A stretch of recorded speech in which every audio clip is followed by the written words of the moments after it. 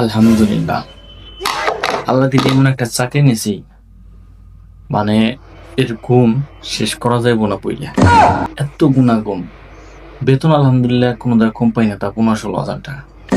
আর duty মাত্র কত, আর sir 12-13 ঘন্টা পর।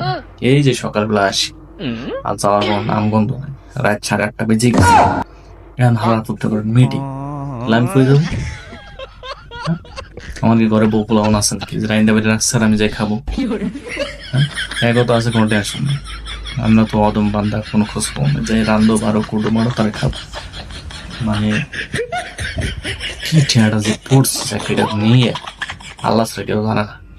ওই চাকরি বাকরি একদম খারাপ ছোট একটা কাম কাজ, মানে একদম নাখেস্তার মতো অবস্থা। না করাই বেটার, যে করে হে হালাই মত। কি আর কম ভাই, দুঃখের কথা, দুঃখের জীবনটা শেষ।